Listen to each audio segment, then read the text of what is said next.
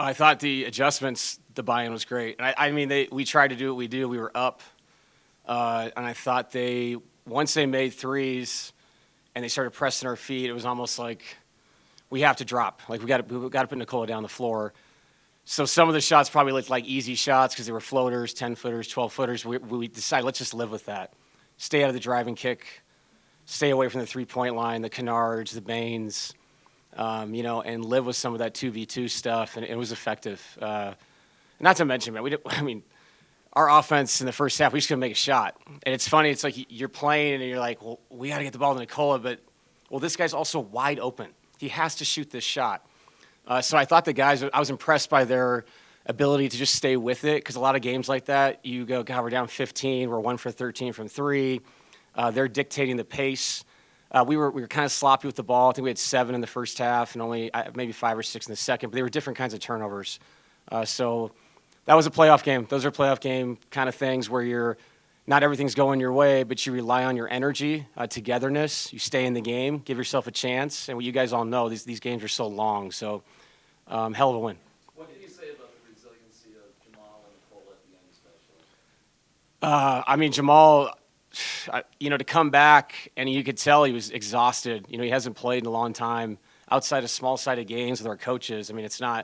That's not this. That's not John Morant. That's not Jackson. It's a different kind of thing. And Jamal is so interesting. The harder it gets, the more tired he gets, the better he plays, as we all know. And to watch those guys play the two-man game at the end is, I don't know, I'd buy a ticket to watch that. It's beautiful. And they take their time. They take what's there. It's never forced.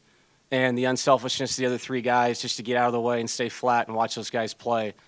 It's been working for a long time. It's historically incredible to watch. And like I said, that was a playoff game. And those two guys, when it gets really intense, it seems like they breathe real easy. So it was fun to watch. So what about say about this team? A 13-0 run late in the game to put this thing away. It seems like it says a lot about this team. Yeah, and 1 point given up in the last 6 minutes is absolutely incredible. So the 9-0 run to end it, and it looked like who we've been. We're a team that's won big games for a long time. We understand the DNA of that kind of game, and we have it. And those guys were just stayed with it. Like I said, so resilient. I've seen us win that game a lot. Just staying with it, getting stops. Eventually your offense will come around. I told them that in there. I'm never worried about that. We never have been worried about that. We're going to score.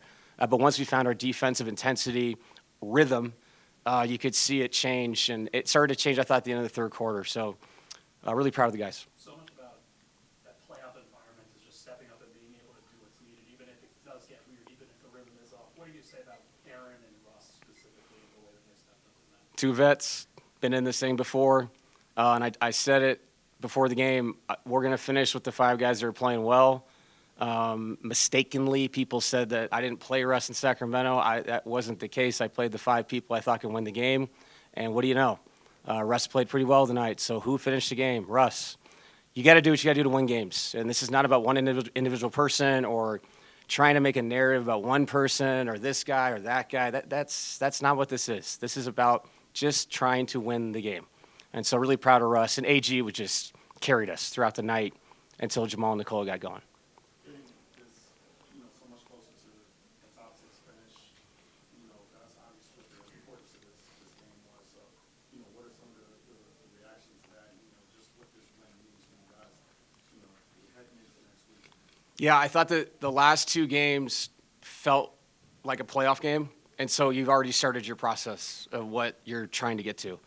And I think the prior 4 games, for whatever reason, there was some exhaustion with the season. And I think maybe putting ourselves in this position may have helped a little bit with the intensity of the last 2, because guys have completely emptied the tank in both games. And it was really cool to see because, as you know, when you get in those playoff games, you empty the tank every single night.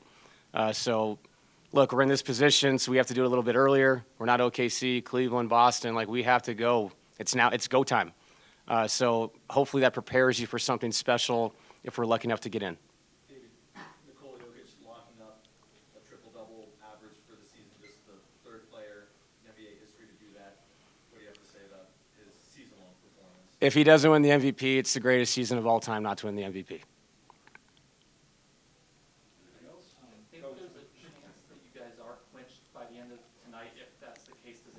the way you approach Sunday, or is it win at all costs proceeding no matter what? Yeah, no, it's a good question. I went in there saying to the guys, like, let's keep the flow going with Houston. But if things work out our way the next 36 hours, you definitely have to have an intelligent conversation with medical, with the players, and as a staff, make a sound decision. And not to mention, the records are so close. There's no manipulation going on here. Like, I have no idea who's going to win tomorrow, who's going to win Sunday, playing at the same time, all that kind of stuff. So I think definitely a conversation if it does happen tonight. But I don't think you can dictate your matchup and all that right now. It's just so crazy with the records. You mentioned AG had a big lead. What did you see from him tonight that was able to guide you guys? Extreme toughness, not giving into the cross match. They put the center on him. He was incredible flooding into the rim when they doubled. They came from the baseline. He absolutely physically owned their smalls that tried to take him out. And then just the overall, the rebound at the end just shows you where he's at mentally. AG's had calf issues all year. In the last 2 games, you've seen him catch lob dunks. That rebound was incredible from my angle. His head was above the box. It was incredible. And that shows you where his effort level is and how important this is to him. Yep. Thanks, guys.